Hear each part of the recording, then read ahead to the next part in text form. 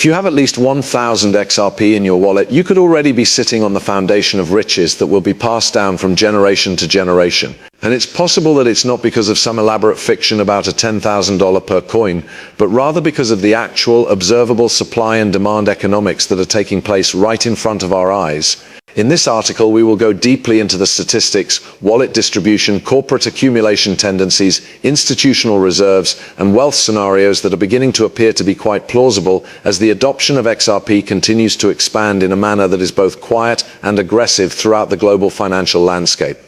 In the event that you have ever pondered whether or not your XRP holdings constitute a speculative risk or a real long-term store of wealth, fasten your seatbelts since we are going to provide you with facts rather than wishes. Let's start with the fundamentals, like the distribution of wallets. However, according to statistics from the public blockchain, only about 15% of XRP wallets have 1,000 tokens or more. A significant amount of wealth is concentrated inside the XRP ecosystem, as seen by this data. To put it another way, out of the millions of accounts that are associated with the XRP ledger, only a small proportion reach or surpass this barrier. The exclusivity of possessing a considerable quantity of XRP is highlighted by this relatively low proportion for a reason. Therefore, if you have 1000 XRP in your possession, you are statistically ahead of the rest of the group. There is a small set of holders who have a significant investment in the network, and you are one of those holders. You are not a whale, but even if you were, you would not be considered a minnow. You are in a position that is completely unique inside the crypto hierarchy. To many observers, you belong to what they refer to as the strategic middle class of cryptocurrency. Those individuals who are in a position to gain the most from a shortage of supply, particularly if the shortage is caused by demand on an institutional scale. For the sake of the market's stability and prosperity, this middle class is absolutely necessary. This gets us to the next stage, which is the accumulation of reserves within of corporations and institutions. It is at this point when the major players enter the scene. Ripple has expanded its on-demand liquidity ODL product to dozens of corridors over the course of the previous 2 years.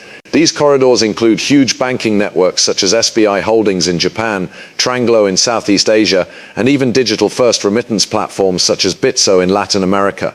Ripple's expanding influence and the increasing use of its technology in a variety of financial industries are both reflected in these expansions. One of the most remarkable actions that SBI has taken in recent times is the public confirmation of its acquisition of over 100 million XRP. These XRP are being retained as liquidity reserves for future ODL operations.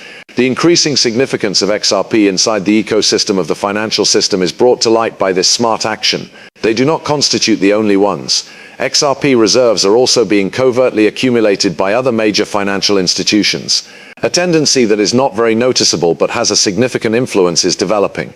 Businesses are amassing XRP like it's oil in their inventory, something that they will require in large quantities in order to fuel the financial engines of the future. This collection is not only for the sake of appearance, rather it is a strategic act.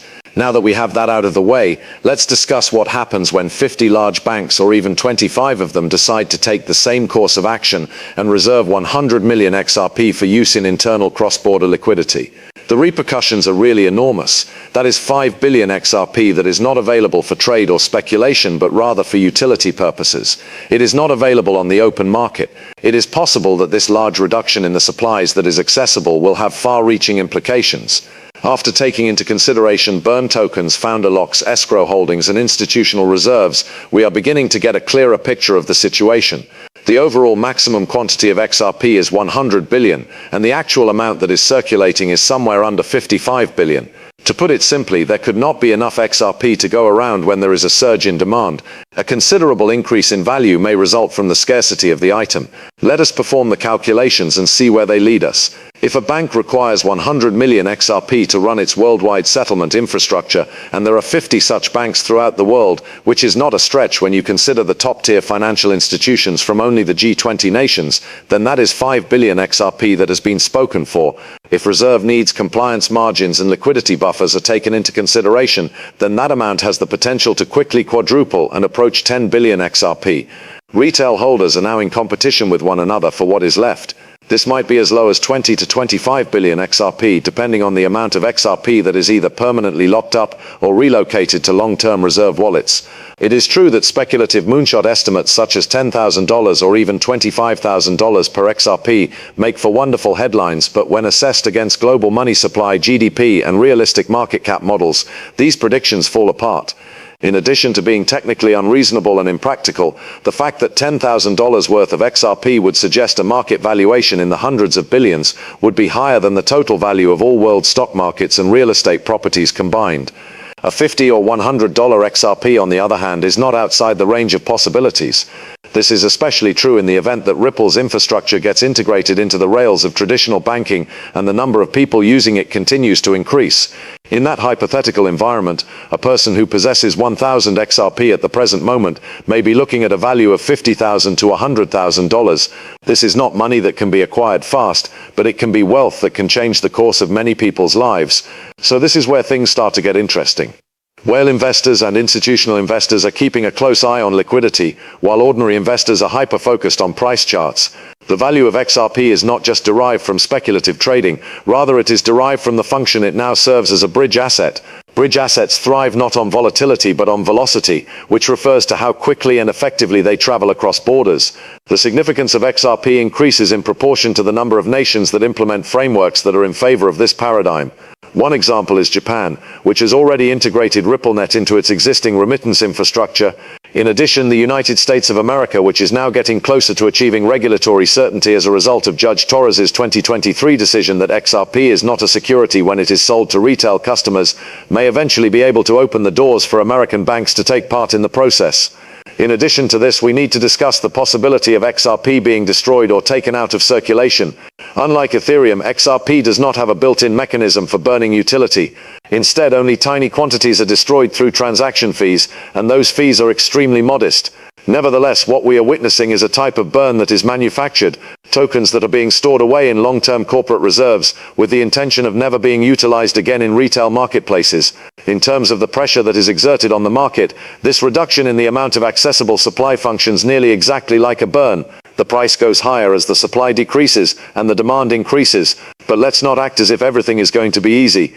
The path from here to widespread financial use is fraught with possible hurdles, regulatory opposition, CBDC rivalry, and technological progress, all of which have the potential to render XRP obsolete if Ripple does not continue to innovate. However, the indications that have been gathered thus far are encouraging. Ripple complies with the IS 2022 standard. It is already integrating with the infrastructure of SWIFT through partners such as Earthport, which is now a subsidiary of Visa. Additionally, it is continuing to sign major clients behind the scenes while keeping a tight lid on escrow releases, which used to flood the market on a monthly basis but are now being relocked and staggered, which reduces supply-side pressure. The question now is, what does all of this imply for you, the typical holder who has at least 1,000 XRP? It indicates that you arrived ahead of schedule. This is not a simple case of betting on a coin. Infrastructure is the subject of your investment, and if the narrative of the bridge to liquidity continues to play out, then that infrastructure may be just as important to the economy of the decade of the 2030s as oil was to the economy of the 20th century. Despite the fact that this does not ensure gains of $1 million, it does put you in a position to profit from a multi-year macro shift in the way money is handled. If you are someone who believes in the utility story rather than the meme currency aspirations, then you are probably already recognizing the XRP ecosystem for what it actually is. This is not a hasty cash grab, but rather a long-term strategic move. No matter if it's $10, $50, or $100 a coin, the trend appears to be unavoidable. Patience, knowledge, and a grasp of where the true value rests are the things that are important at this time. It is not in the buzz but in the adoption. I hereby defer. It is only for educational and informative purposes that this movie is being provided. It is not advice on financial matters. Before making any decisions on investments, would you kindly conduct your own research and discuss your options?